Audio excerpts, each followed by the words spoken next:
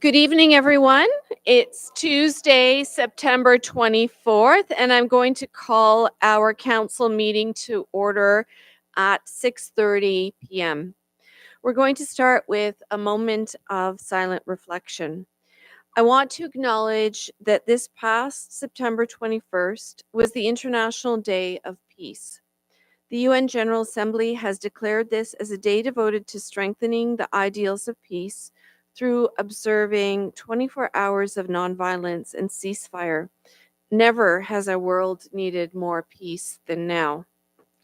I want to remind you also that on September 30th, Canada will be observing the National Day for Truth and Reconciliation.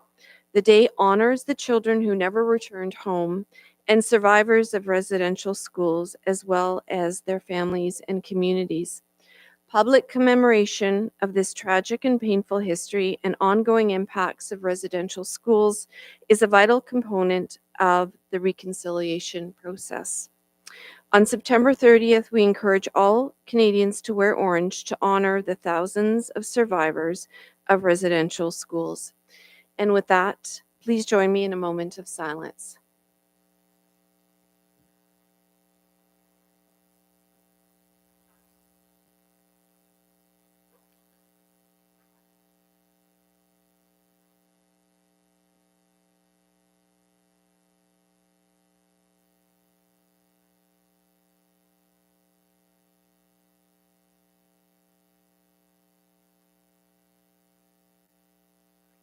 Thank you. Moving on to our land acknowledgement.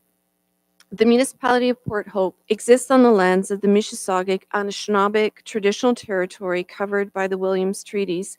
We honor and recognize First Peoples as rights holders and stewards of the lands and waters on which we have the privilege to live, work, and play, including the Ganaraska Forest and River. We pay respect to elders past, present, and emerging. We commit to actions towards truth and reconciliation by recognizing the United Nations Declaration on the Rights of Indigenous Peoples, strengthening ties with First Nations, Métis, and Inuit peoples, especially those who make their home in Port Hope, and learning from Indigenous ways of knowing and being. We do so by recognizing the past and working towards a shared future. Moving on to item number 2. Disclosures of pecuniary interest. Are there any disclosures of pecuniary interest? I note that none were received prior to tonight's meeting. Seeing none, we do not have a closed session this evening. Moving on to item number 4, announcements, updates, and recognitions. I'm going to start with the 2025 budget engagement. The budget engagement is now open. I'm pleased to announce that this initiative is now underway with the launch of a public survey. This is an extremely important opportunity for residents to provide input on the services we deliver and share their views on whether funding should be maintained, increased, or adjusted in key areas. Your feedback will help to guide our decisions as we plan for the year ahead. Visit porthope.ca/budget to share your voice. Stay tuned for additional budget engagement opportunities this fall. We have postcards, we have signs, and if you have any questions about how to engage in the survey, and if you're not certain of how to do it, please reach out to the clerk or please reach out to any of the counselors, and we would be happy to help you navigate that. The second announcement I have is the second Mayor's Kids and Youth Art Contest. I'm excited to announce that this contest is back for this year. If you know any creative person in this community from kindergarten to grade 12 who loves Port Hope, encourage them to submit their artwork for a chance to win a gift certificate to a local business of their choice.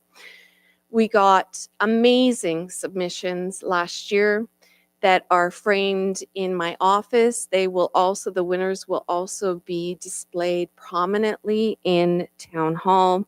The winners will be announced at the October 15th council meeting. The contest closes October 8th, and we look forward to getting all the submissions about why we all love Port Hope. And it doesn't have to just be a drawing or a painting. We're open to any kind of expression of art. Moving on to September 30th. Truth and Reconciliation. The municipality of Port Hope will be observing the National Day for Truth and Reconciliation on September 30th. In honor of this important day, all municipal administrative buildings will be closed. This is a time to reflect, learn, and remember the history and legacy of residential schools and to support Indigenous communities across Canada. There are many events happening across the community, and for a list of municipal services that will remain open, please visit porthope.ca/news. And on that point, I want to announce that with the support of Northumberland County Council, our municipality, and Alderville First Nation, there's going to be a screening of a CBC documentary film, I Am the Magpie River, at the Capitol Theatre on September 29th, so that's this Sunday, from 4 to 5:30 p.m. It's a free event. You don't have to get tickets ahead of time.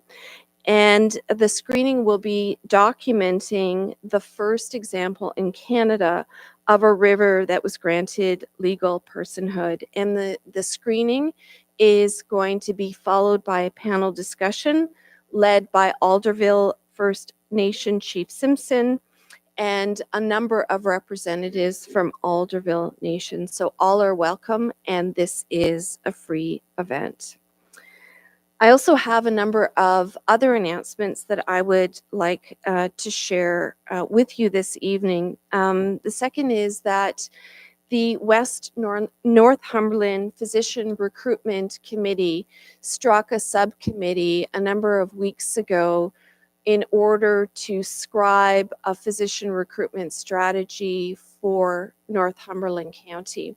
There's been many discussions about the need for a new and uniform approach and a new approach in general to recruiting physicians in our county. It is estimated that by 2026, we are going to need to recruit between 16 and 22 physicians to only replace those that are retiring or maybe leaving their positions. And if we want to get coverage for everybody in the county, including the 9,000 and growing unrostered patients, we're looking at closer to 30 physicians. It's a monumental task. The subcommittee this week drafted a plan, and we're hoping that this will be disseminated publicly in the coming weeks. And we're certainly going to be looking to the community to help us with different parts of the task for recruiting doctors. It's going to be an all community effort across the county to be successful, including we have to be realistic that there's going to have to be fundraising efforts attached to it.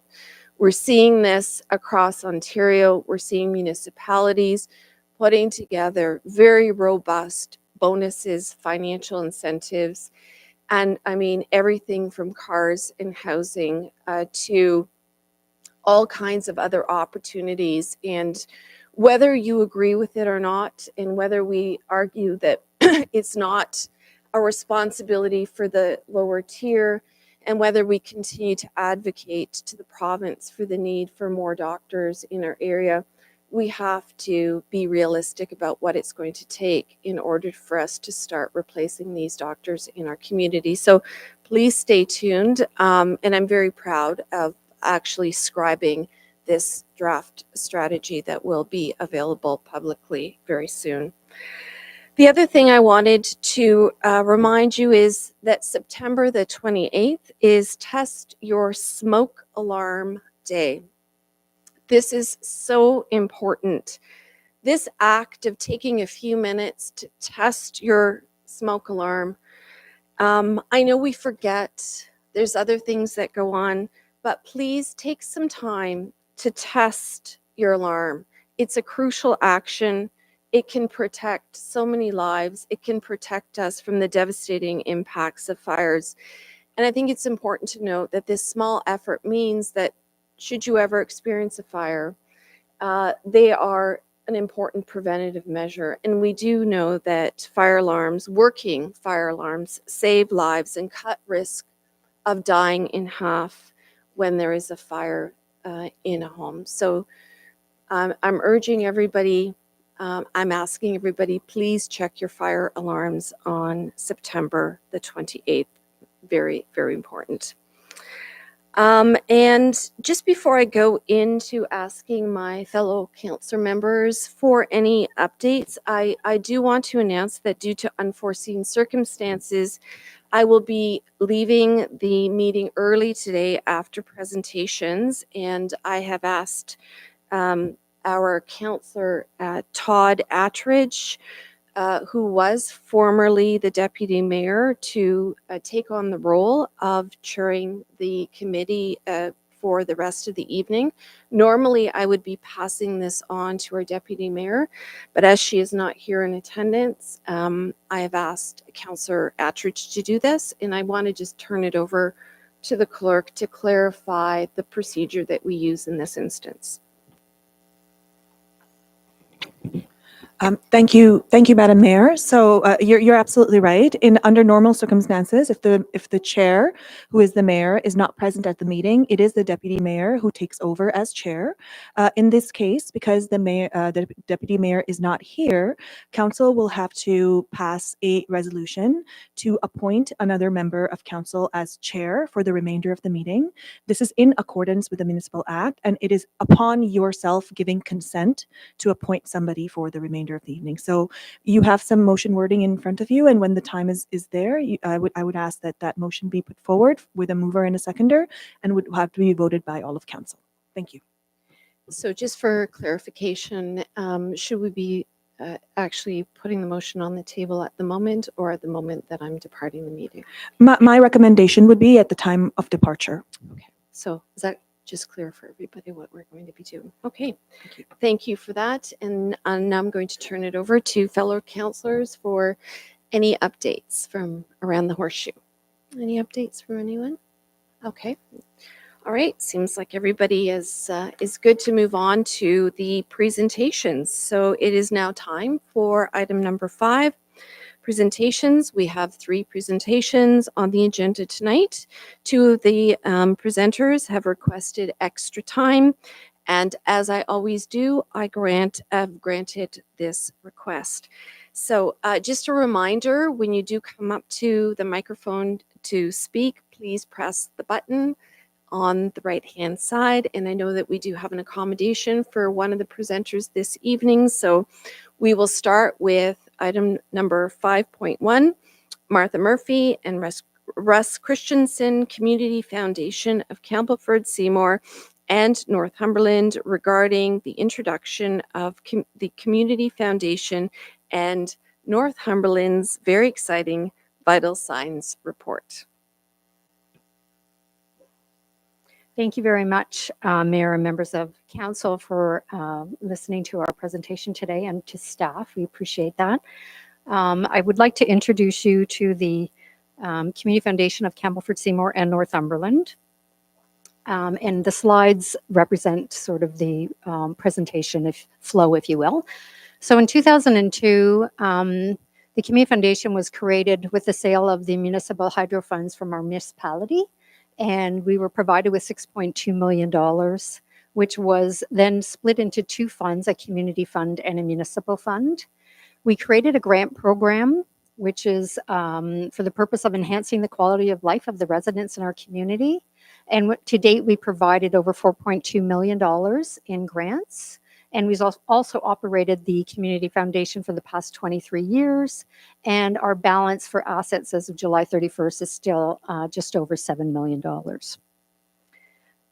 So, yes, the next slide. I have control of the slides. Thank you. So I just wanted to introduce our board of directors, and we also have a council liaison because of our municipal fund. So we have 7 board members. And one of our board members is representing Northumberland County. So those are the names of those representatives. And then because we have a municipal fund, we invite the mayor of the municipality to join our board meetings. They don't have they don't vote on the resolutions, but they do attend, and we make sure that we are collaborating on projects, and we're at least letting everyone know what's going on back and forth.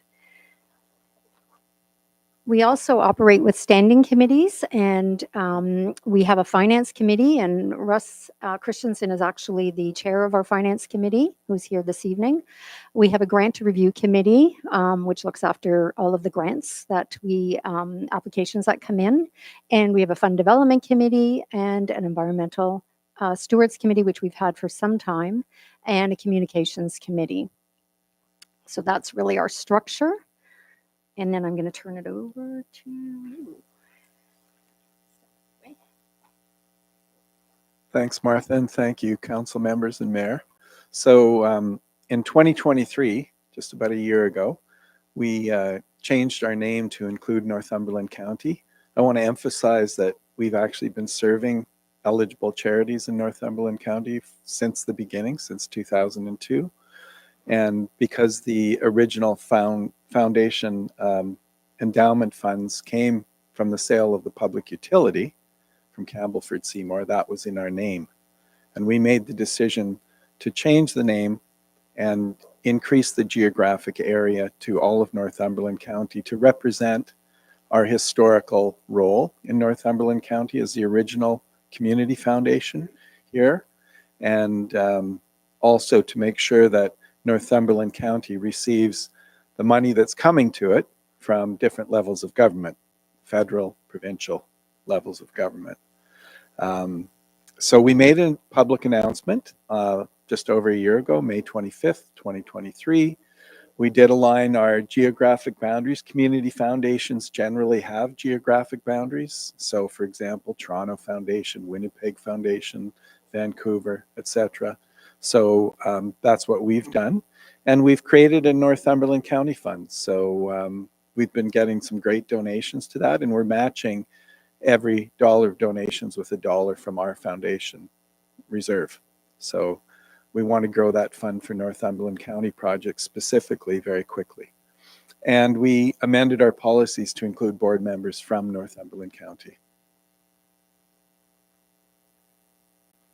So it was very exciting over the course of this past year that we worked very hard on a first vital signs report for Northumberland County. This is something that community foundations have been doing across Canada for many years. And this was the first one that's been done for Northumberland County. And it's really a benchmark study. So it provides excellent data from both the Census 2021, other Stats Canada reports, and then other surveys and statistical information from various organizations that have information, including public health, for Northumberland County. So we really encourage municipal councils in Northumberland County to use Vital Signs Report. We do have data sets for each municipality. So each of the 6 smaller, lower tier municipalities, and then Northumberland County itself. So it's a really valuable resource. So grants and future funds. In the past, because of the pandemic, there was 2 federal grants that we administered. The Emergency Community Support Fund in 2021, and then the Community Services Recovery Fund, both federal areas.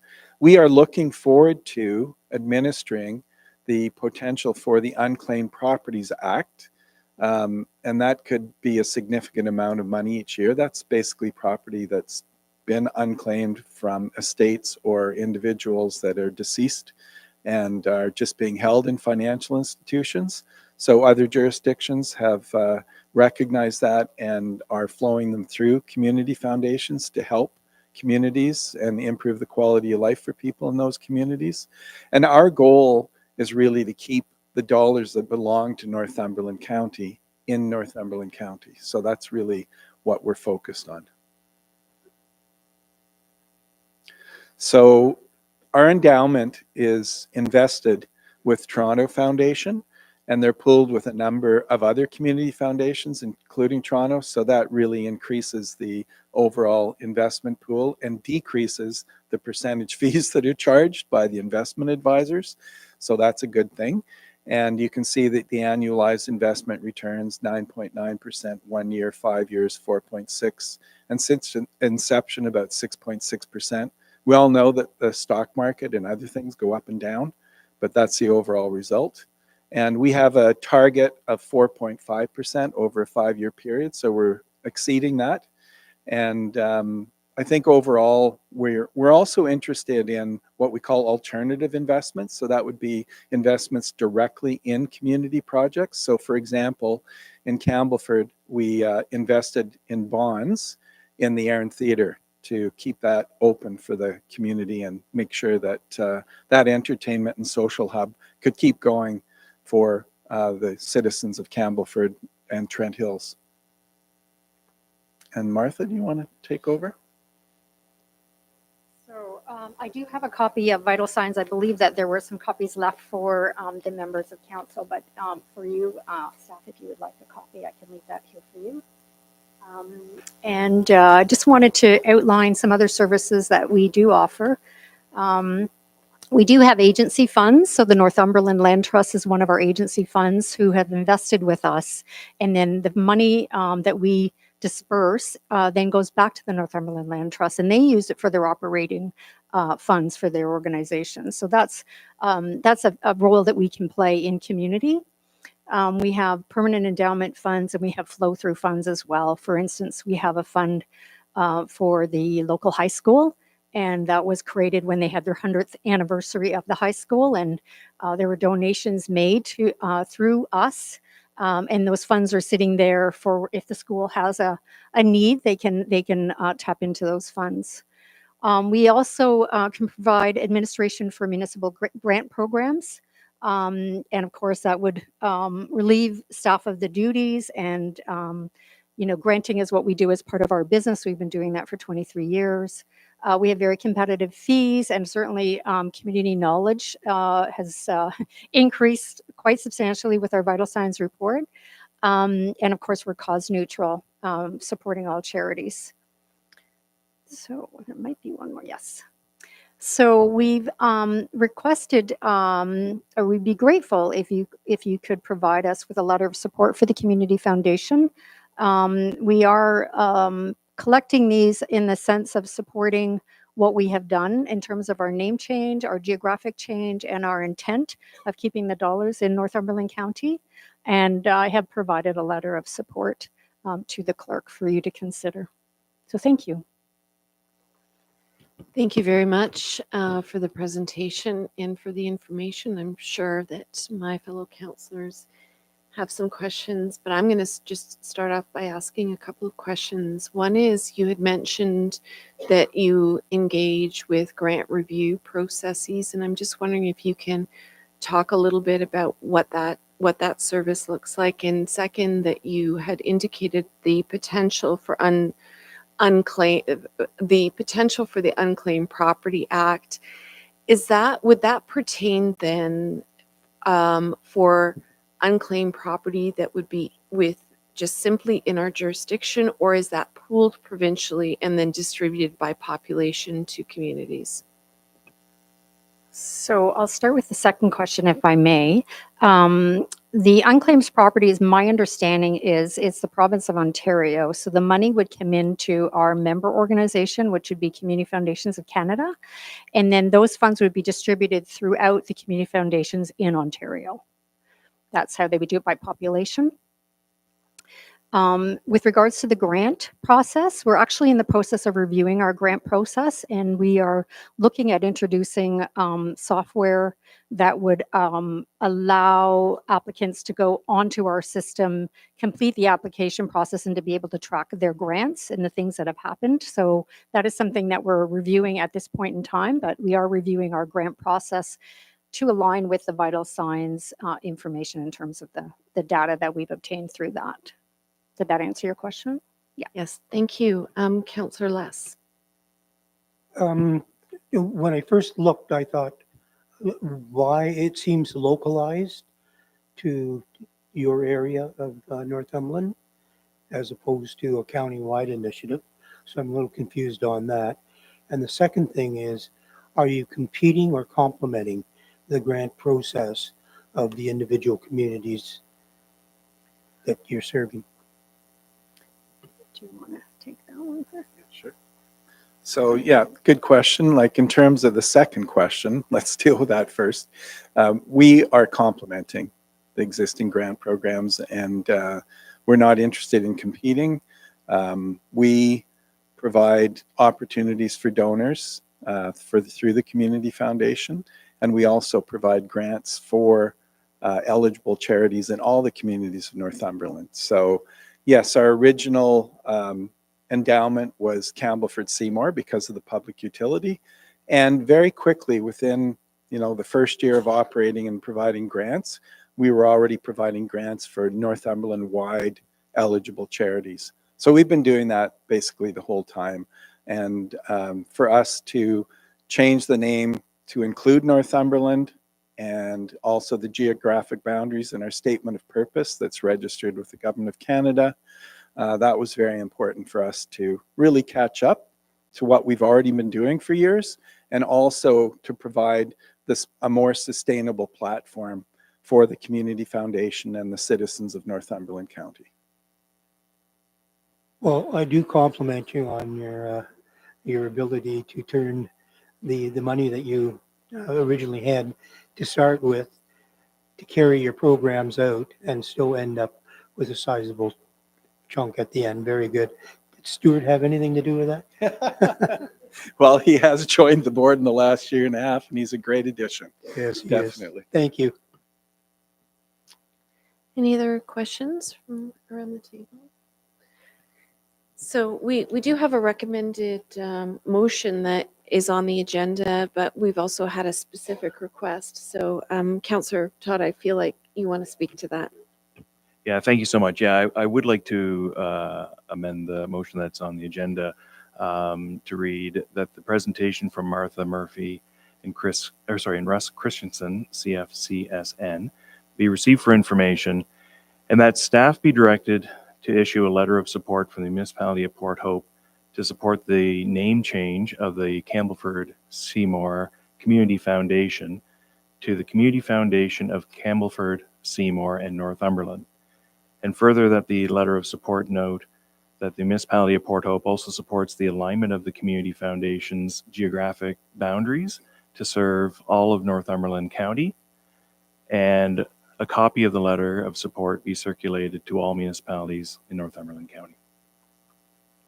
Thank you, Councillor Todd, for putting that motion on the table. Can I? Off the top of my head. Right, So- yeah. Can I get a seconder for that? Councillor Mink, any further discussion? Okay, we'll take a vote on that. And that is passed unanimously. Thank you very much for the presentation. And I will make sure that each council member has a copy of the amazing resource.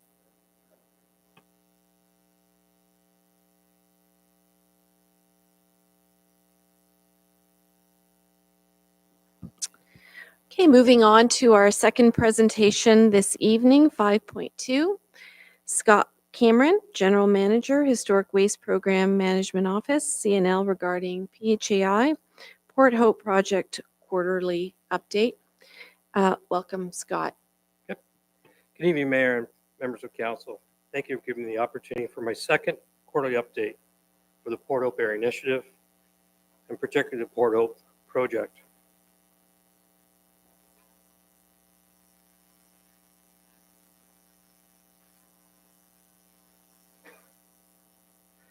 First, I would like to take the opportunity to acknowledge that the Port Hope Area Initiative is situated in the traditional and treaty lands of the Williams Treaty First Nations, and more specifically, the Gunshot Treaty signed by the Mississauga Nations.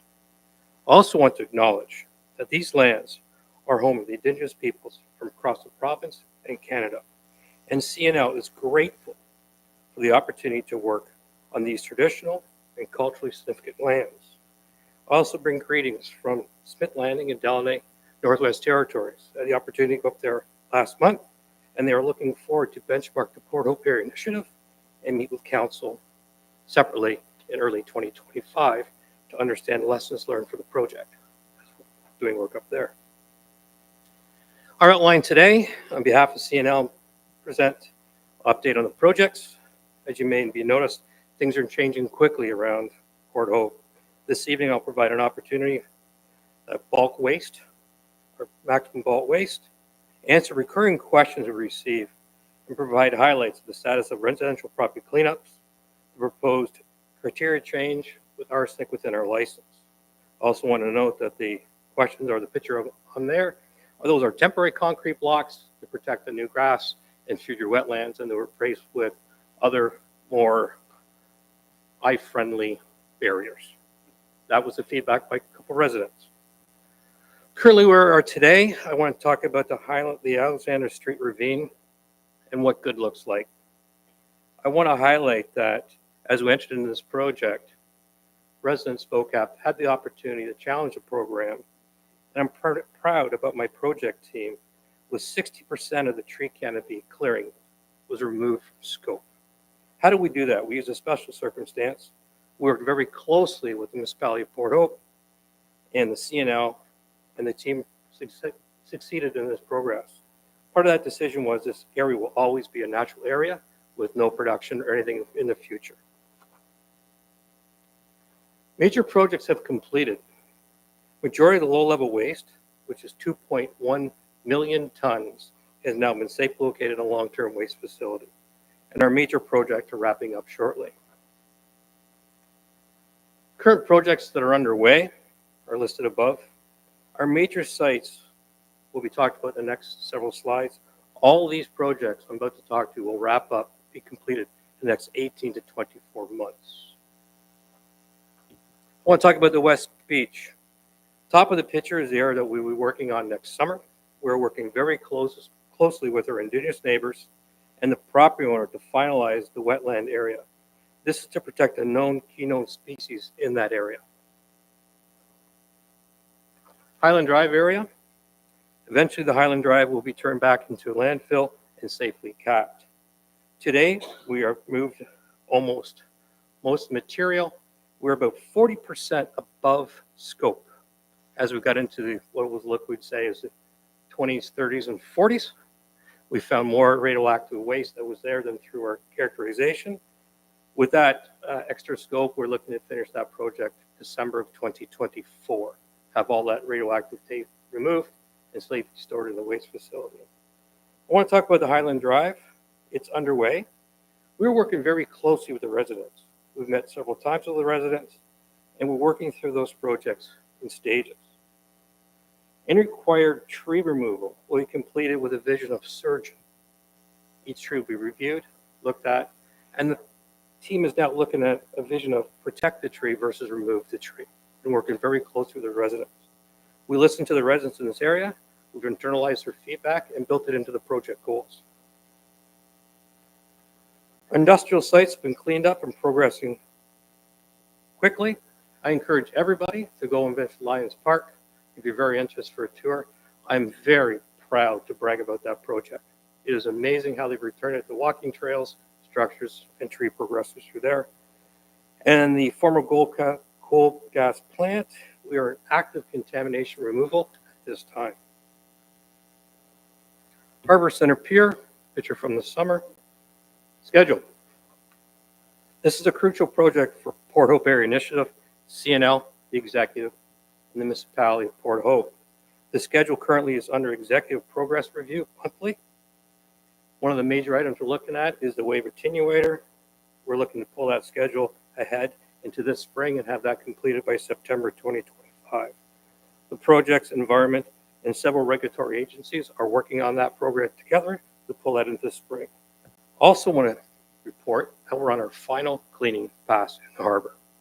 So in the next couple months, those dredging crews are gone, the barges will be displaced, and we'll go in the center pier. What I want to spend some time talking about today is our private property mediation. The vision as myself coming as the new GM is take the vision from major projects to our other client, which is our residents. We're probably around 1,000 properties as we work through our characterization, and not all properties are the same. What I've really learned is key for those properties is safety. We're swinging a lot of steel in a lot of confined areas where people are working. Got a lot of feedback about our progress. The progresses are safely on schedule, which I'll talk about next in the future. One of the commitments I gave to the committee of this forum in April was to build a year-by-year residential plan. This remedial project roadmap, as we're calling it. The following roadmaps is a clear vision for the focus of CNL Comms team for early engagement with all residents. It provides MPH leadership to identify potential conflicts with infrastructure projects outside the current construction season. It also allows residents to provide feedback on future construction seasons instead of finding out that construction season what work's going on. For example, one of the red lines, we're doing work for the municipality. We are characterizing road allowance. There was several questions around community in that area, and we paused that work to answer those questions.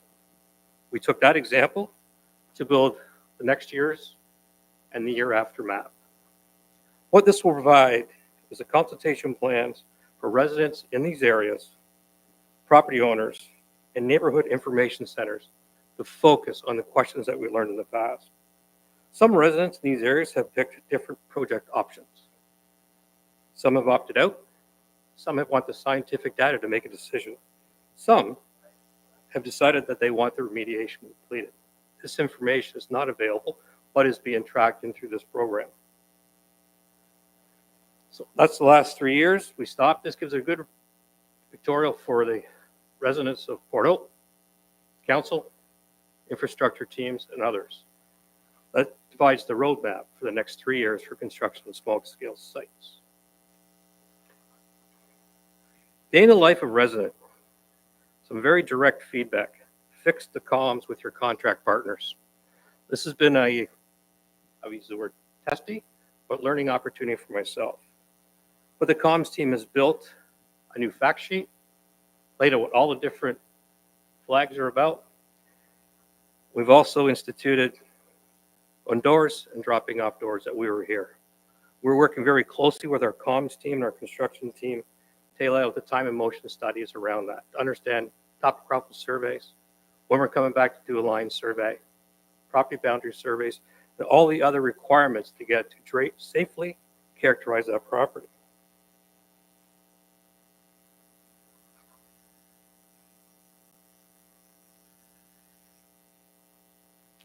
Sure.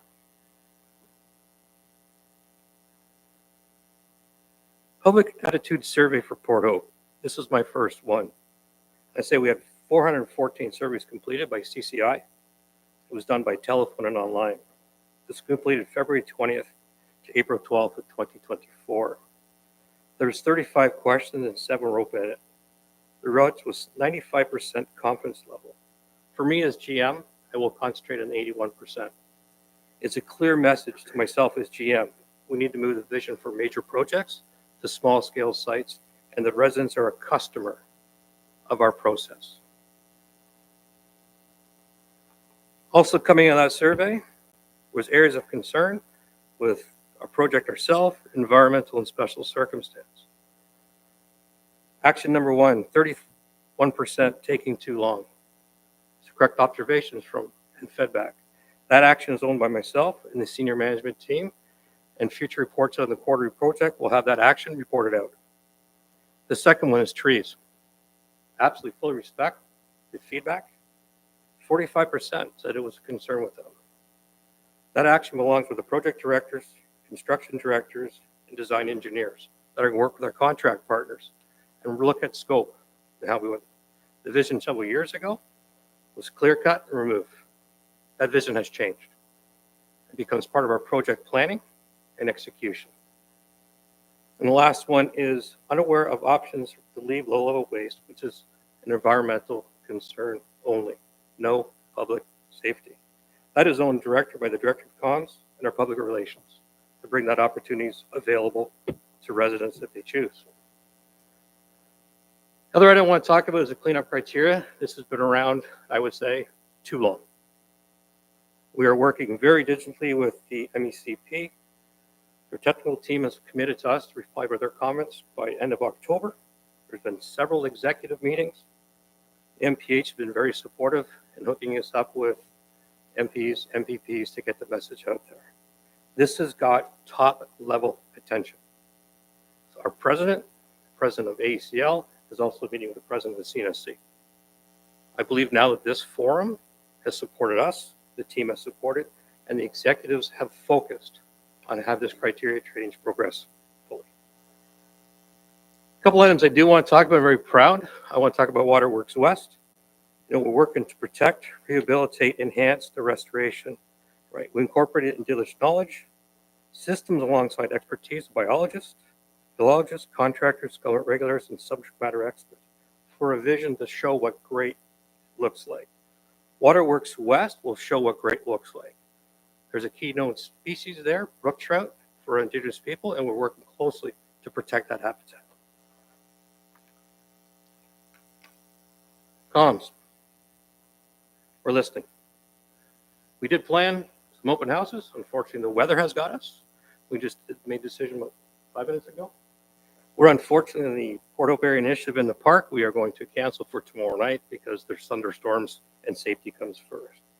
Our team is looking at other options to meet with the community. That would be first of many. Last slide I want to talk about is engagement. As a new GM, it's been very clear. And I want to appreciate all the constructive feedback I've received. What I've been taught is I need to do more. I need to move from major projects to concentrate on the residents and change the mindset that we're from a project to deliver to our constituents and others, residents, right? We've hired 2 more comm staff to support Bill and his organization. They're currently waiting to go through security clearance. We've had several meetings with interested groups, and I have to say, I thank them for their education. I've been in this role for 9 months and I'm still learning, right? It also provided very valuable feedback from those organizations to incorporate into our projects as we go forward. Right? I also want to talk as a resident for a second, right? I'm a resident of Port Hope and I'm a nuclear professional, right? I hold very high standards in the nuclear industry and the public expects me to do that. What I'm very happy with is the public is holding me to those same high expectations to deliver this project and providing constructive feedback. Some people have asked me, are you tired of it? I said, no. I think it encourages it. But the toughest questions, I have to say, as a resident, have been asked by our CAO. Candace, you've asked some really, really tough questions. You've driven us back to our core values, which we have changed. As a resident, we're lucky to have you. Thank you. I'm now open for questions. Thank you.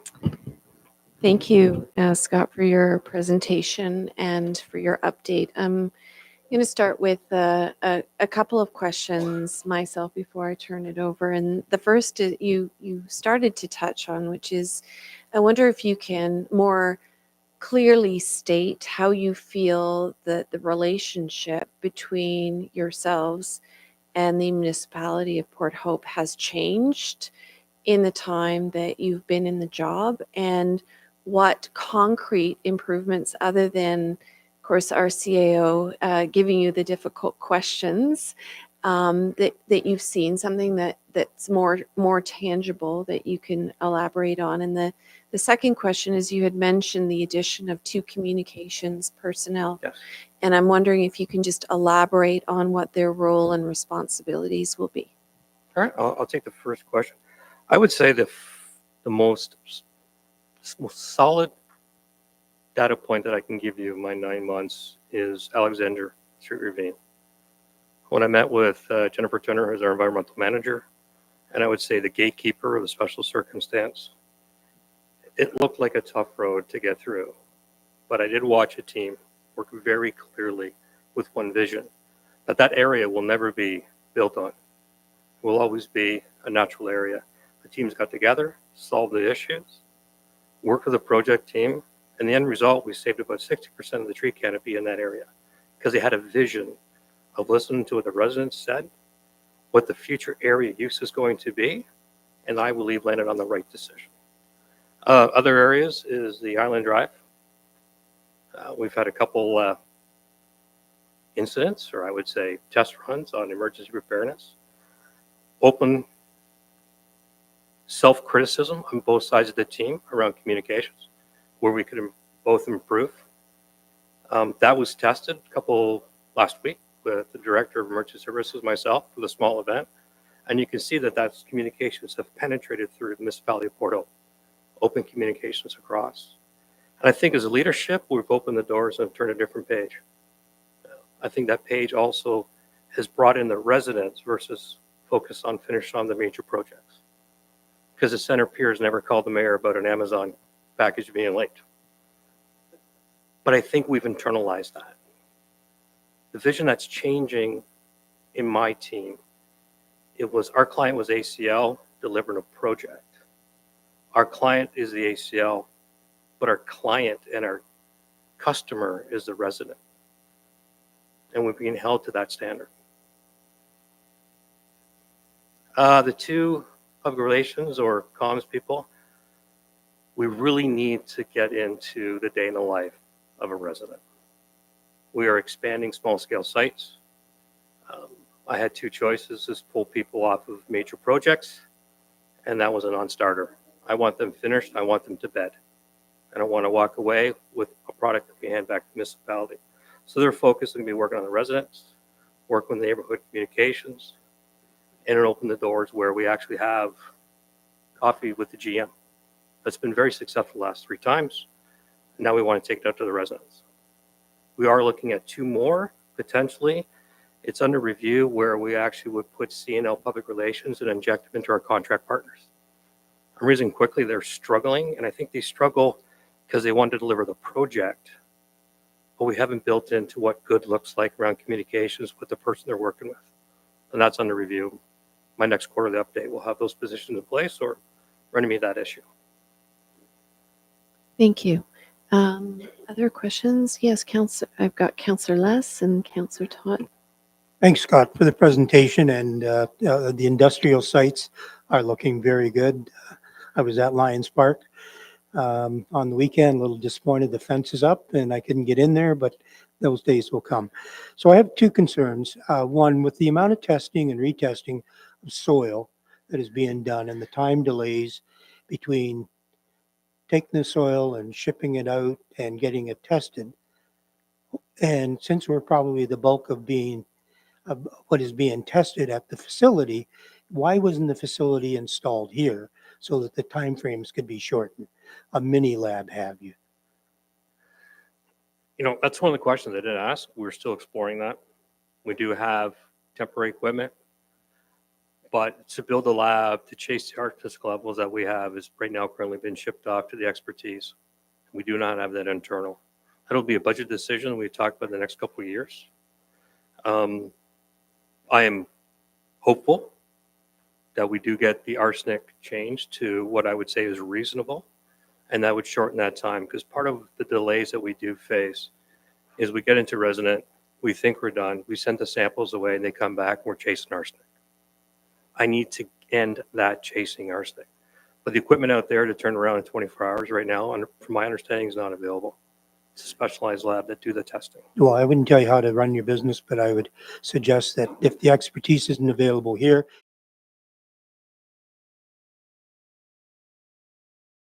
alluded to this earlier, and I completely agree with you that the number one comment that I ever get from residents about the HII program is how long it's taking.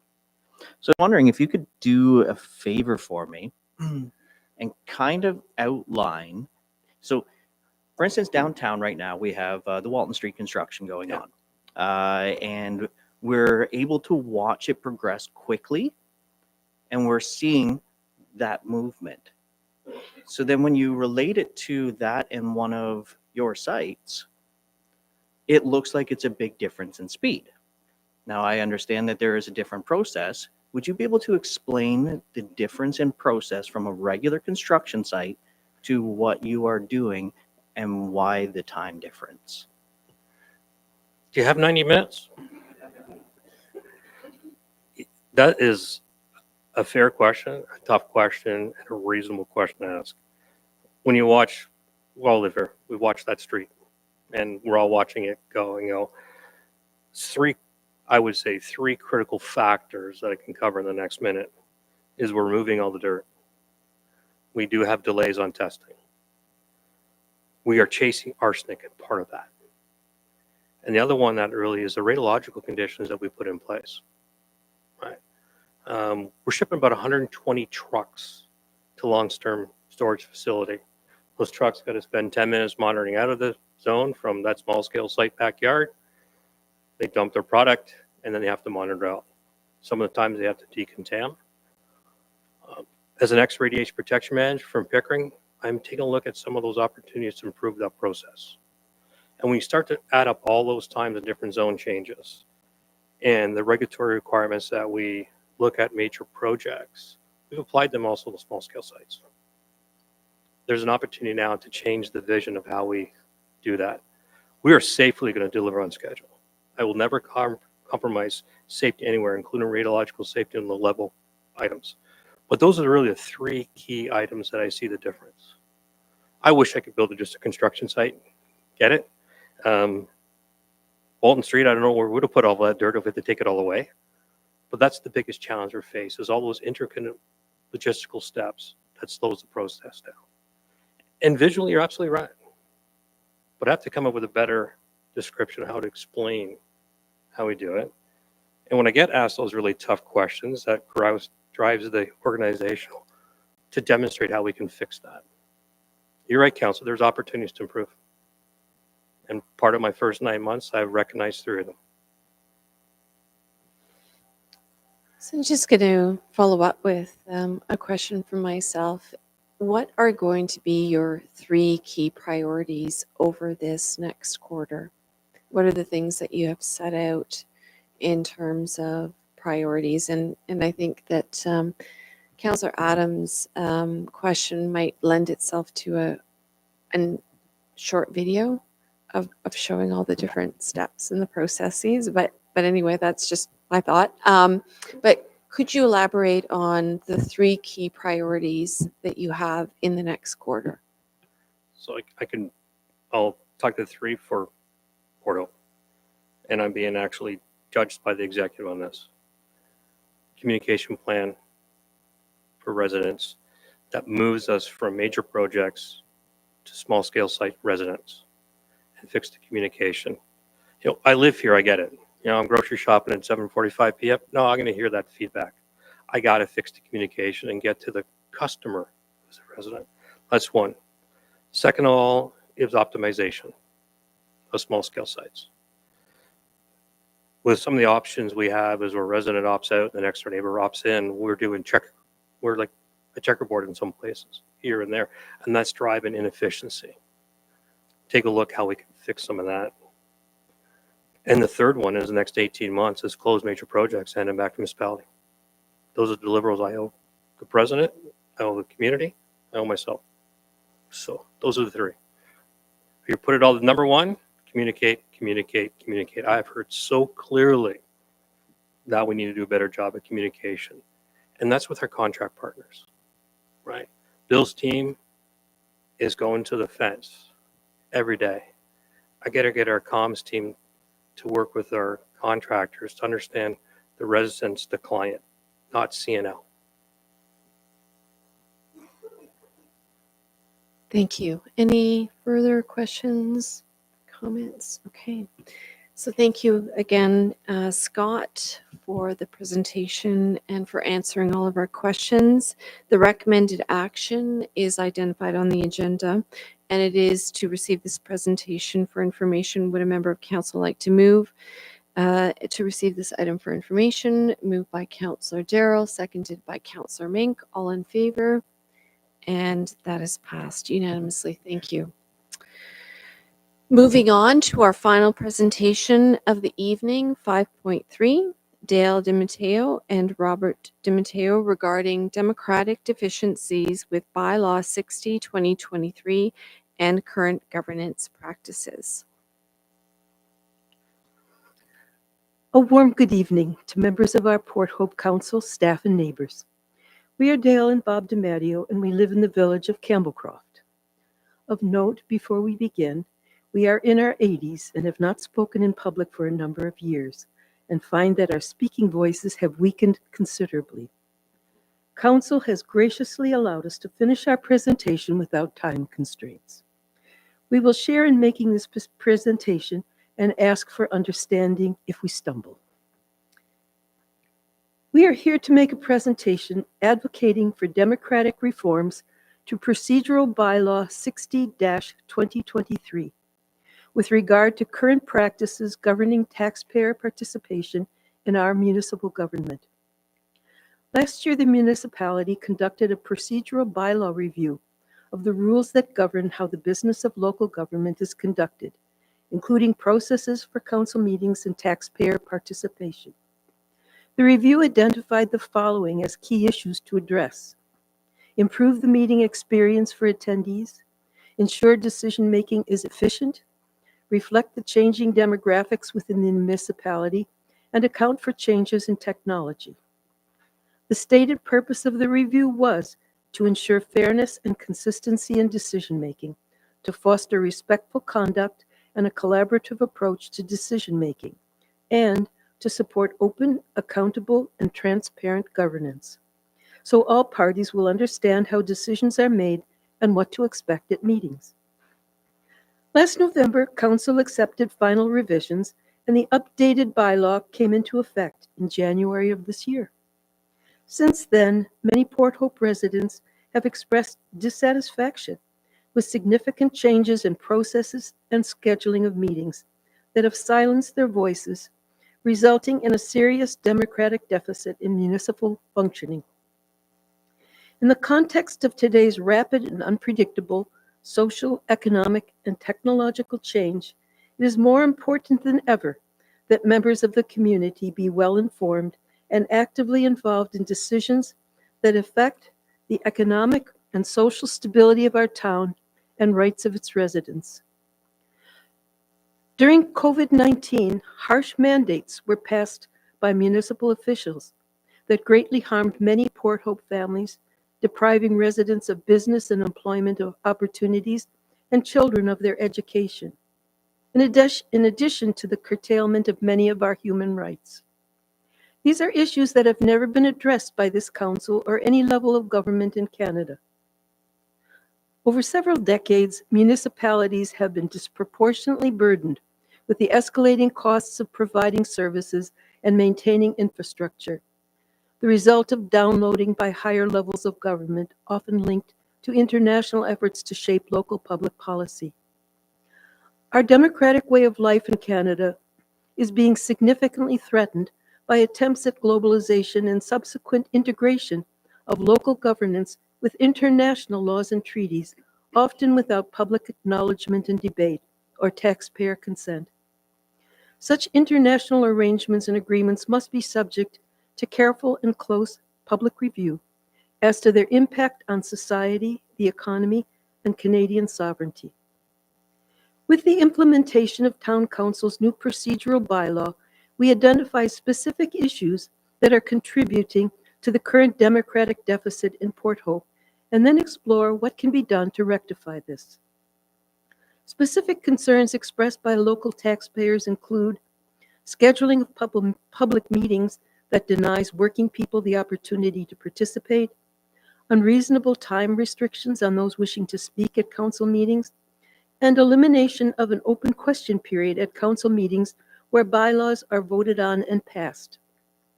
At alternative week council meetings, bylaws under consideration are now grouped and introduced by number, then voted on by council, in effect turning the meeting into a bureaucratic process that sacrifices citizens' right to question and seek further understanding of issues being voted on, as well as discouraging for future attendance. From the perspective of many taxpayers, Council's stated bylaw objectives have not been achieved. In its review, Council's stated goal of efficiency in decision-making over Council's primary responsibility to represent residents' and taxpayers' interests is in conflict. Does Council value informed dialogue with its taxpayer employers, or is its primary focus the passing of endless bylaws, many initiated by other levels of government? In the view of most people, the measure of a council member in both law and in keeping with the principle of good governance is how well they inform, engage, and represent residents. To achieve this objective, council must know and understand the public's values, concerns, and issues. The only way to do this is to ensure taxpayers have a real voice at municipal council. Respectful discussion and debate are the essence of good governance. In the words of one Port Hope resident, democratically elected officials making decisions in isolation from the people is not democracy. As written, the current procedural bylaw impedes public participation in a number of ways. One, by restricting our right to full information when discussion or debate is prohibited on important issues. Two, when our right to engage council over issues affecting our lives is tightly controlled by time constrictions. Three, when councillors and residents are restricted in accessing information they require from staff. Four, when requests to address council are met with rigid application requirements and timeframes. Five, when public requests to speak can be denied without justification or based on clear criteria. Six, when basic information as to who sits on various council committees and how they were selected is not made public. And seven, in council's arbitrary and frequent use of in-camera meetings, where discussion and decision-making are hidden from public view and future scrutiny. With respect to in-camera meetings, it is important to note that only 2 out of 14 categories that serve as criteria for invoking in-camera sessions are mandatory, as set out in the Ontario Municipal Act, and these are for freedom of information requests and ombudsman investigations regarding public challenges to closed meetings. Thus, the remaining 12 in-camera criteria set by council are applied at their discretion, with no clear rules other than that the criteria being applied is correctly noted in the minutes. This indicates that council may be invoking in-camera meetings too loosely. The 2023 edition of the Ontario Ombudsman's Open Meetings Guide for Municipalities includes the following, quote, "The guiding principle has always been that local councils must meet in public, except in certain circumstances." Then states, "The spirit of the law can be summed up in 6 words. When in doubt, open the meeting." Bob will now present proposed solutions to restore our democratic process. In addition to adopting a more open process, we recommend that council consider the following reforms to restore confidence in municipal governance. 1, that taxpayers wishing to address council be afforded 15 minutes to speak at meetings out of respect for the public. This can be extended by a majority vote of council, of course. 2, that council review current bylaw restrictions on deputations, delegations, presentations, petitions, a question period to reflect a more open and respectful process that promotes public participation, discourse, debate, and full disclosure of documents requested by taxpayers and councilors. This exploration should be carried out with maximum taxpayer participation. 3, that council develop a process that provides taxpayers with the opportunity to ask questions and make comments in response to items discussed, including the restoration of question period at all meetings. 4, that council provide full disclosure of individuals appointed to municipal committees, including the selection process used for both constituent and non-constituent appointments. 5, that council develop enforceable criteria for the use of in-camera sessions with clear justification when non-mandatory in-camera measures are employed. This includes a full description of the issue and a clear justification of the criteria selected. Includes a full description of the issue and a clear justification of the criteria selected, which isn't done well. Includes a full description.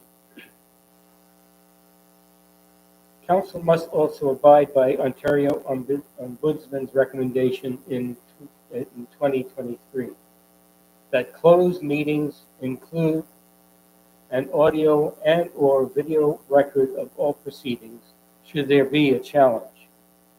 6, that the Canton Hub be considered for online viewing of municipal meetings in acknowledgement of the rural residents' historical connection with that civic site, as well as having access to computers and as well reliable online service. 7, Council addressed the current inadequacies associated with the use of online technology. This includes ensuring that all equipment is fully functioning prior to meeting, and that PowerPoint and other presentations be visible to online viewers at the time they are being viewed.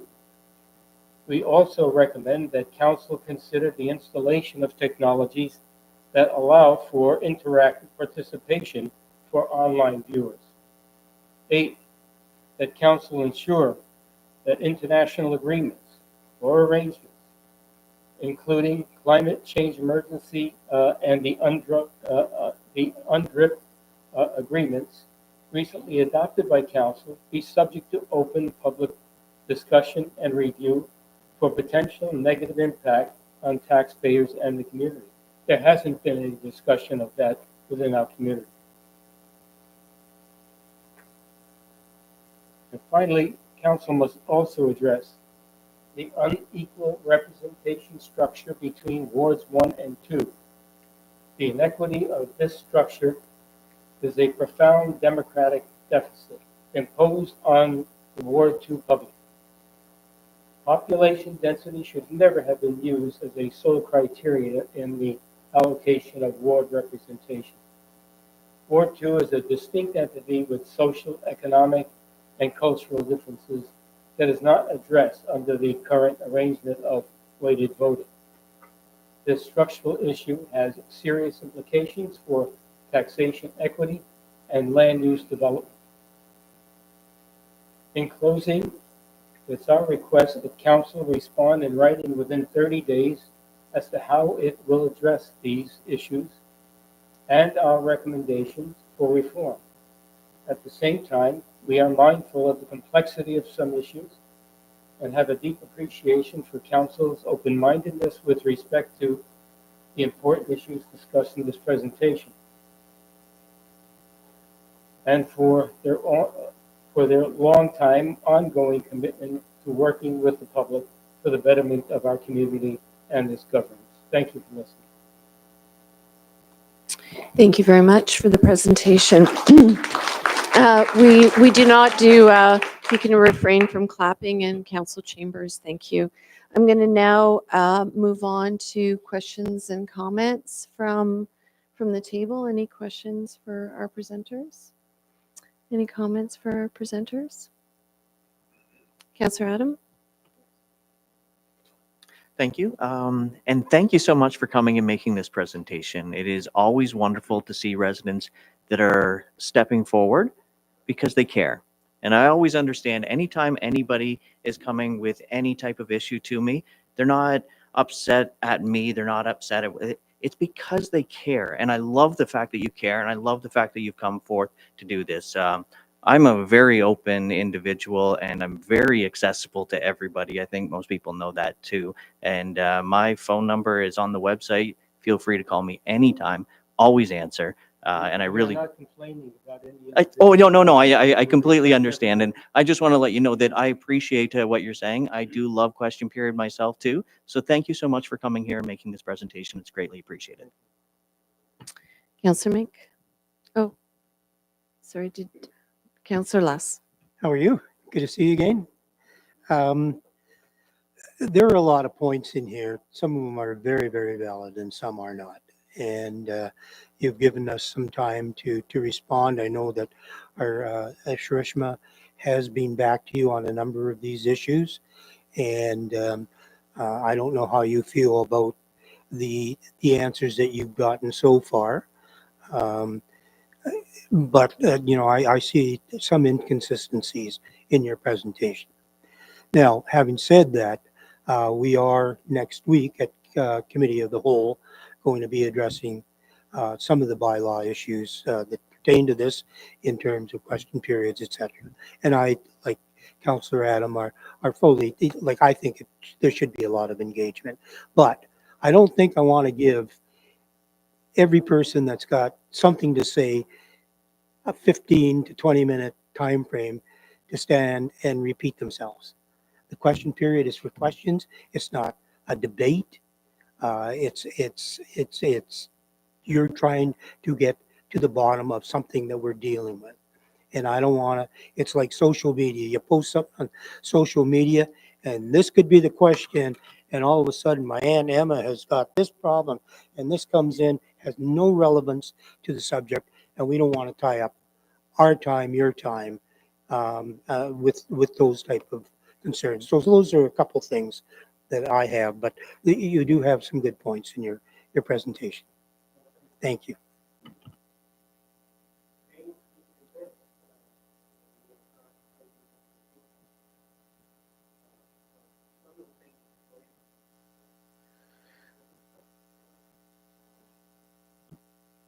Oh, okay, great. But some of the examples you use is like, getting a cannon to kill a fly, so you have some people will come in with, perhaps, overburdened concerns and they will soak up time. I don't think that takes a hell of a lot of time, for one thing, and when I see that, most of your meetings are not really kind of populated with such a nice crowd that we have tonight, and so I think you got a lot of time on your hands, frankly. But again, Any, I'm sorry, did you say we have a lot of time on our hands? Yeah, we have a lot of issues to deal with during that time too. any other questions or comments from around the horseshoe? Thank you very much for coming and giving your presentation and your feedback. And we don't have an opportunity, obviously, to go point by point with everything that you bring up. But there's one thing I do need to say, and that is whenever there has been a request for an extension for a presentation to this council, including for yourselves, I have granted it. And I want to make that very clear for the record.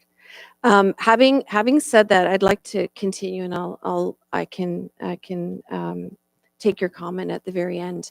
We're entering into a very important period of time for this council in terms of this bylaw. It's going to be the time to begin the one-year review process, and as Councillor Les was mentioning, the staff is going to be bringing a report to our Committee of the Whole next week on October 1st. That report is going to contain some very valuable information on timelines, modes of participation in the review process. So we encourage everybody to continue to bring your ideas forward, to sign up for updates on the municipal website. You can send emails directly to the clerk and to receive any updates from the council, information from the council. You can also sign up for the mayor's newsletter that comes out, and you can contact any one of these councillors around the table as we go through the review process. And as my colleagues have said, we welcome all feedback and all suggestions and ideas as we move through this review process. Presentation has been a wonderful experience in terms of all the staff. They've been helpful, they've been gracious, they've been everything you'd want to have. And I say that about everyone here, that we have a very good council, and I appreciate them all for the people that they are. I think sometimes the language in the bylaws are so anti-human in a way, and I think part of the problem is that that what you get from them is a very rigid kind of lack of appreciation for the public in them, because they're meant to deal with procedures, as you say, as that's what it is, procedures and structures and things like that. So I would say that a lot of people, when someone says you have 5 minutes to do this, I mean, we asked because we needed to ask, but many people may not ask because there's this rigid structure that they're always faced with. So, I mean, there has to be a better way that councils can be a little bit more, public friendly. We hear a lot about respecting, the staff and our counselors, and we really want to do that. We've elected you guys, and we trust in you to some degree, and at least until you prove otherwise. But I mean, I think that there is a defensiveness and a lack of openness in the relationship between council and the public because of a lot of things that have happened, that have made it more bureaucratic. I mean, there's no one sometimes that you can talk to. You have to wait a few hours or days to get an answer. So, I mean, there's a lot of changes that have occurred that I think have made the relationship something very different. Thank you again for coming in tonight. Thank you for sharing the presentation, and thank you for your thoughts. And again, we encourage everybody in the public to start taking part in the process that will be launched next week. And we thank the clerk for bringing forward that report and for the rigorous process that will be undertaken to engage the public in our decision making. Thank you. So if you want to just remain seated, we'll just do the procedural motion, which is on the agenda. So the motion is to accept this for information. Can I get a mover and seconder? Moved by Councillor Less, seconded by Councillor Todd, and that is approved unanimously. Sorry? Oh, yes, I thought I said all in favor, but I guess I said it in my mind, and all in favor, and that is passed unanimously. See, I'm just in automatic pilot at this point. And as I mentioned earlier, due to unforeseen circumstances, I do need to leave earlier this evening. And so I've got a motion that I will share with council, and I'll need somebody to be the mover and seconder on this, that Councillor Todd Attridge assume the role of chair for the remainder of the council meeting of September 24th, 2024. Can I get a mover and seconder? Moved by Councillor Adams, seconded by Councillor Mink. All in favor? Thank you. That is passed unanimously. And now I'm passing the chair over to Councillor Todd. Yeah, thank you very much. And with that, we're going to take a 10-minute recess and we'll resume shortly. All right, it's 8:02 and I'm going to call our meeting back to order. Yeah. So does this make me the deputy mayor? What is that? We just keep going down the, yeah, exactly. All right. Thanks very much, everyone. We're moving on to item number 6 of our agenda, which is deputations. I will note that tonight we have no deputations, but in the interest of what they are and a bit more communication, I will note deputations may only be made on a matter that is on the council agenda. Our community members are always encouraged to actively participate in our democratic process by making deputations. This method gives everyone a chance to express their opinions, concerns, or suggestions about topics on the council's agenda, playing a crucial role in the decision-making process for various issues, policies, or projects. In accordance with the procedural bylaw, in order to provide a deputation to council, you must register in advance. You can register up to 1 day before the meeting and visit our municipal website for complete registration details. Moving on to item number 7, correspondence. I'll note that we have no correspondence. Moving on to number 8, which is our consent agenda, the adoption of minutes. So items listed under the consent agenda are considered collectively as one motion. Council members may request that specific items be removed for separate discussion, deliberation, and action. The consent items are listed on the agenda. Would any member of council like to remove any of these items for a separate discussion? No, seeing none. Can I get a mover and seconder to adopt the minutes as listed? Great. Moved by Councillor Darrell, seconded by Councillor Mink. All in favor? And that's passed unanimously. Moving on to the advisory committee and board meetings. Item number 9. Would anyone like to remove any of these items under the consent agenda for separate discussion? Well, seeing none, can I get a mover and a seconder to receive this item for information? Moved by Councillor Les, seconded by Councillor Adam. All in favor? Wonderful. And that's passed unanimously. We are now into item number 10, items for consideration. We've got one report for item under consideration, report FS 13-24, read 2023 development charges annual report. Director, did you want to speak to that? Certainly. Thank you, Mr. Chair.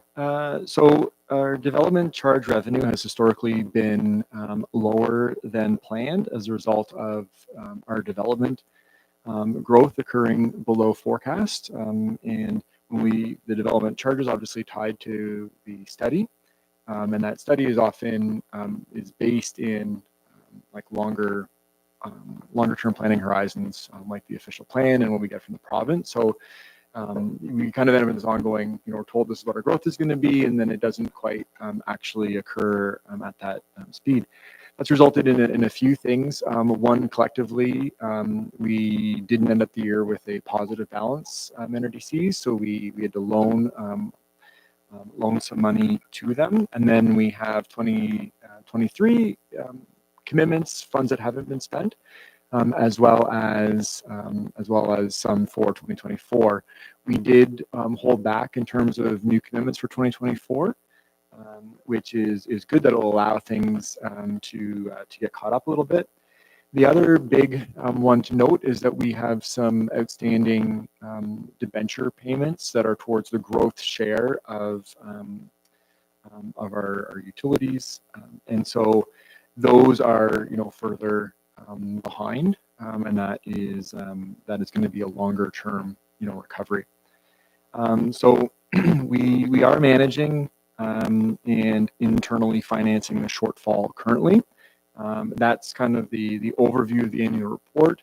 But reminder, this is part of our budget roadmap as well. And so when we are putting our minds towards the 2025 budget, certainly we're in a similar circumstance, right? That, just because something can be funded from development charges doesn't mean that we actually have the funds in order to be able to do that at this time. Ideally, the growth happens, we raise the funds, and then we in place the infrastructure. Obviously, it doesn't always occur that way. Our water and wastewater plants are the perfect examples of that, where you want to, build them with some excess capacity for your growth in the longer term. And so that is, a consideration as we go into 2025. I know just from, initial looks at it, there are going to be some things that, in the broader scheme of things, we are going to need to do. So I'm not here saying we can't spend anything from development charges, but we do need to have restraint. We need to be very careful about how much we are committing. Okay. Thank you. Members of council, anything to ask or add to that? Yeah, Councillor Les. So what's the prognosis for 2025 and 2026 relative to your report?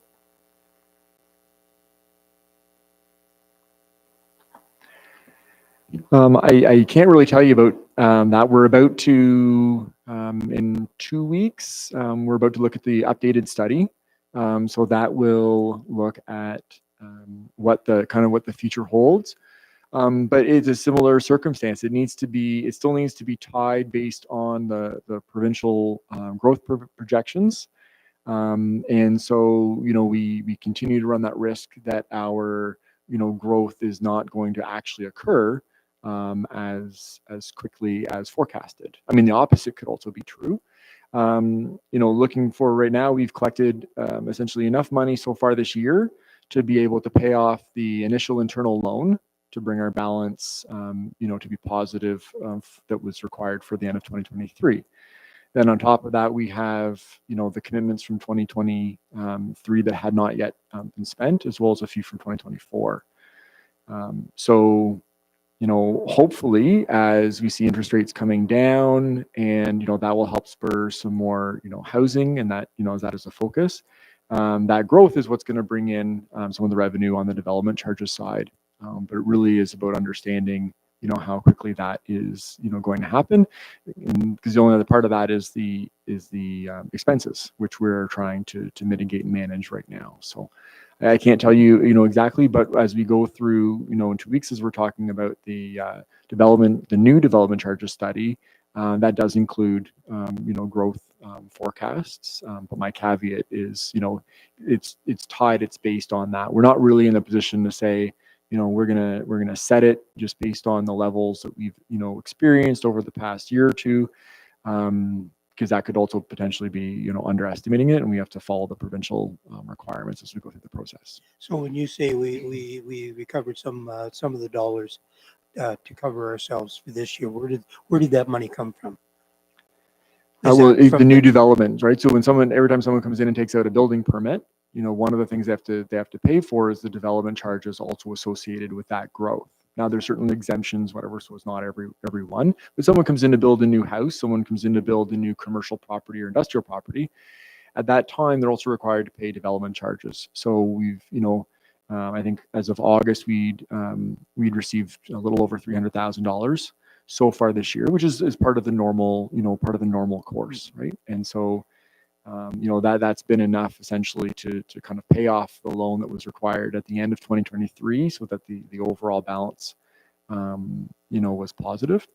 But then we're also going to have projects that we'll be spending, and we also have an agreement with Aon where they've in placed, certain infrastructure, in lieu of the municipality doing that, and we have an agreement to repay them as funds come in, as well as is identified in one of the tables. So there's money coming in, but there's also, the initial interim loan, there's money that we pay off to Aon, and then eventually in the longer course of time, we'll have the growth portions of the debenture payments, right? And those, those we haven't pulled from because we don't have enough money, right? If we pull all that money and take them out of these development charges, it's just going to make them more negative, and then we we don't really have the money then to turn around and put it back in. So we just haven't withdrawn that. Sorry, that was a little more maybe complicated than I was going for, but there's a bunch of different parts into this. The main part of the money coming in is the development. That's what's bringing the money in. That's going to help,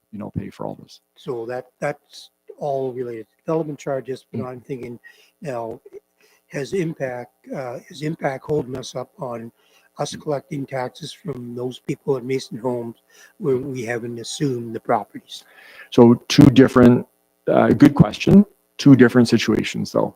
So unless there's an exemption or a deferral under the new DCs, there's now some deferrals, but by and large, someone comes in, they pay the development charges, right, at the onset, right? So, at the time, say they're getting at their building permit, they're going to pay for their building permit, and then as it's progressing, they're also paying for the development charges, right, before the building is built, right? So that's that money coming in, right? What we've now switched over to speaking about is once the building is built, having MPAC come, adding that assessment, right? Which once that assessment has been added, it's sent to the municipality, and then we send them a supplemental tax bill. And it gets added to our tax roll. That's the part you're speaking to. So MPAC has been quite timely in going through and doing that process. They have been right now, Councillor. Yeah. Okay. Thank you. Yeah, I'm sure you will. Any other questions from members of council? No. Seeing none, the recommended action is to receive for information. Can I get a mover and a seconder? Moved by Councillor Darrell, seconded by Councillor Adam. All in favor? That's passed. Thanks very much. Moving on to item number 11, committee reports and recommendations.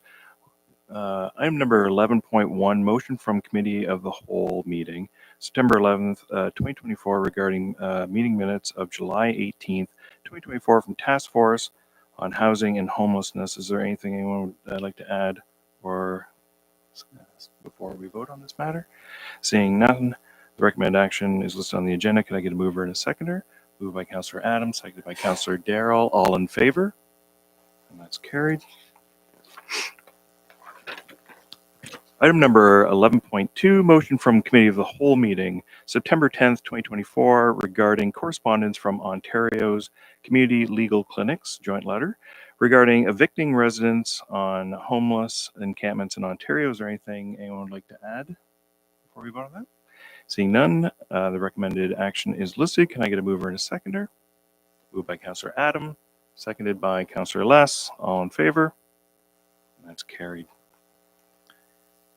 Moving on to item number 11.3, motion from Committee of the Whole meeting, September 10th, 2024, regarding PowerPoint presentation by D. Baxter, Director Finance, regarding Municipality of Port Hope property tax policies. Is there anything anyone would like to add before we vote on that?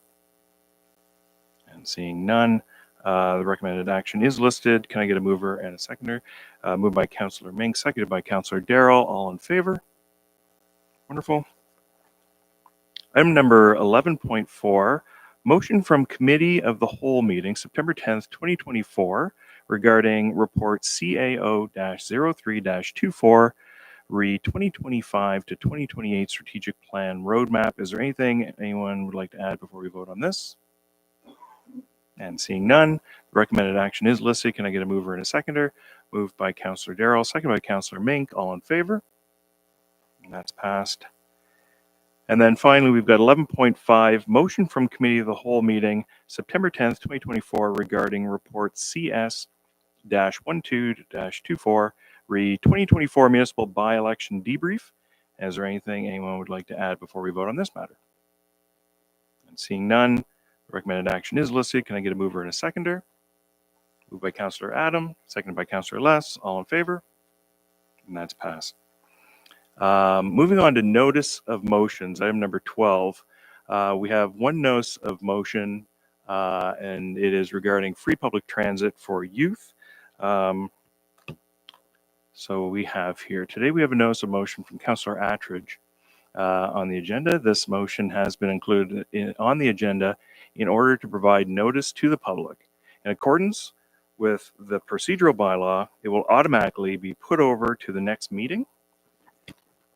This motion will be considered at the October 1st, 2024 meeting of the Committee of the Whole.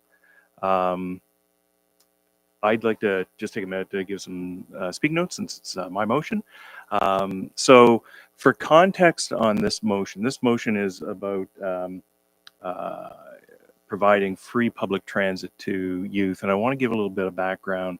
This actually started in 2019. So in 2019, I was part of a small task force that included the Director of Education for Kawartha Pine Ridge District School Board, some members of municipal staff, and we were, at the time, trying to figure out, because there was a challenge with the high school and there was concern that the high schools would be closing at that time.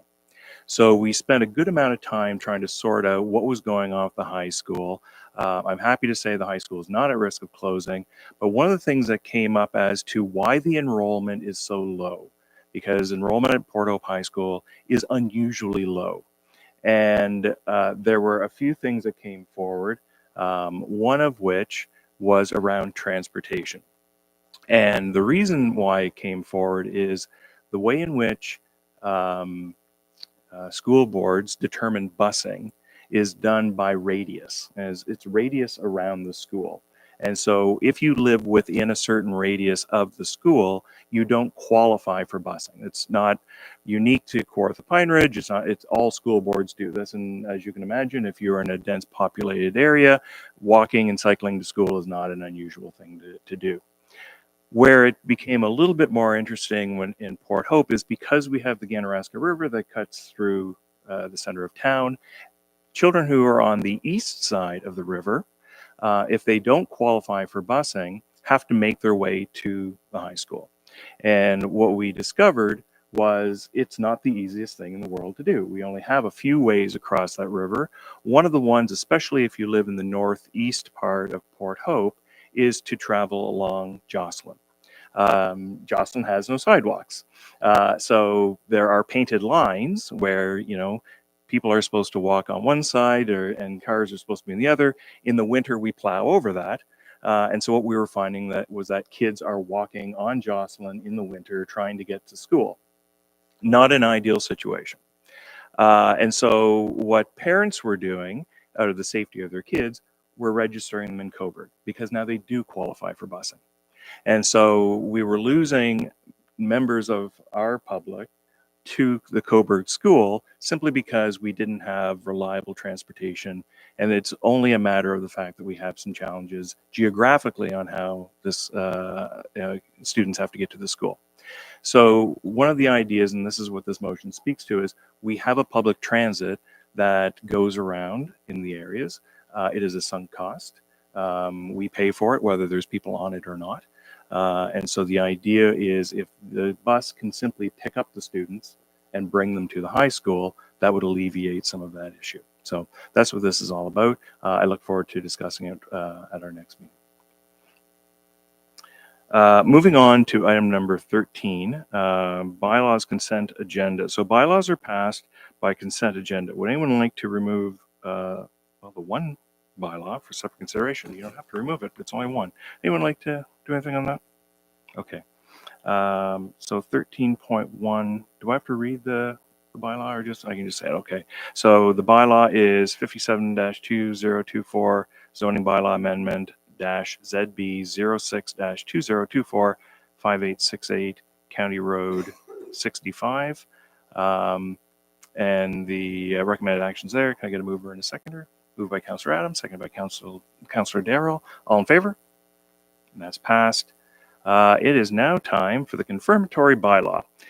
This bylaw confirms the proceedings that took place this evening and provides for formal adoption through a bylaw. Can I get a mover and a seconder for that? Moved by Councillor Les, seconded by Councillor Darrell. All in favor? And that's passed. And so that takes us to the end of our meeting. It is currently 8:21. This concludes our business to be covered on today's agenda. We have reached the end of our agenda for today. I'm in a position to adjourn this meeting. Thank you so much for coming tonight.